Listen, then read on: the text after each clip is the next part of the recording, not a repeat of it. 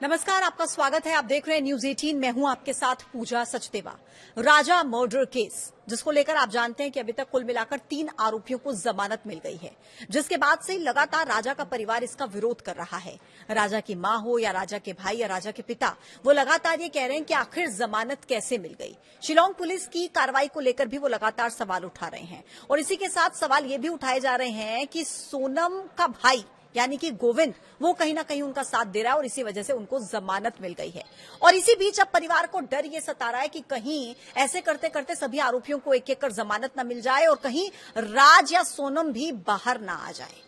इसको लेकर राजा के भाई विपिन जो लगातार ये कह रहे थे कि अगर जरूरत पड़ी तो हम शिलांग हाईकोर्ट का रुख करेंगे, हम सुप्रीम कोर्ट का भी रुख करेंगे, लेकिन हम राजा को इंसाफ दिलाकर रहेंगे। और इसी कड़ी में आज राजा के भाई विपिन पहुंच चुके हैं शिलांग में, शिलांग हाई कोर्ट में, और लगातार उनकी तरफ से फिर से वही मांग दोहराई जा रही है। वो कह रहे हैं कि नार्को टेस्ट होना चाहिए।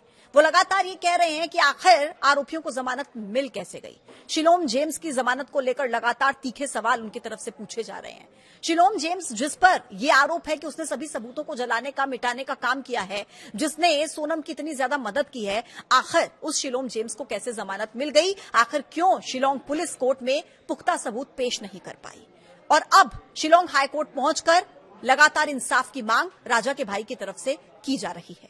और इस बीच आपको यह भी बता दें कि सोनम को शिलांग जेल में 1 महीने से ज्यादा का समय हो गया है और ऐसा कहा जा रहा है कि सोनम वहां के रंग में ढल चुकी है, वहां पर आराम से रह रही है। महिला मित्र काफी उसकी दोस्त भी बन चुकी हैं साथ में रहने वाली।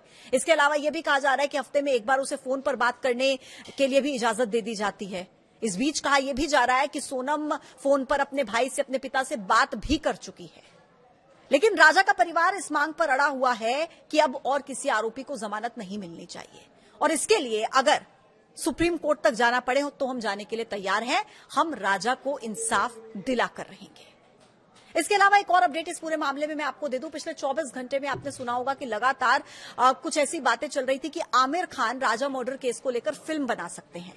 हालांकि अब ये क्लियर हो गया है, आमिर खान ने इसे अफवाह बताया है। उन्होंने कहा कि ऐसा कुछ नहीं है, ये महज अफवाह है, र्यूमर है, गलत खबर है। उन्होंने कहा कि ऐसी अफवाहें शुरू कहां से होती हैं, मुझे तो ये समझ में नहीं आता। तो कुल मिलाकर आमिर खान ऐसी कोई मूवी हाल फिलहाल नहीं बनाने वाले हैं, ये क्लियर हो चुका है। आमिर खान ने खुद इस बात को क्लियर कर दिया है। और दूसरी तरफ जैसा मैंने आपको पहले बताया कि राजा का परिवार अब लगातार डेरा डाले हुए है और ये कह रहा है कि हमें अगर सुप्रीम कोर्ट तक भी जाना पड़ा तो हम जाएंगे, लेकिन हम राजा रघुवंशी को इंसाफ दिलाकर रहेंगे। 3 आरोपी अभी तक इस पूरे मामले में जमानत से बाहर हैं, जमानत पर बाहर हैं, और बाकी के जो 5 आरोपी हैं वो अभी फिलहाल जेल में बंद हैं। और इसी को लेकर परिवार अब लड़ाई लड़ रहा है कि किसी और को जमानत ना मिल जाए, कहीं एक एक करके सभी आरोपी बाहर ना आ जाएं। राजा को न्याय कैसे मिलेगा?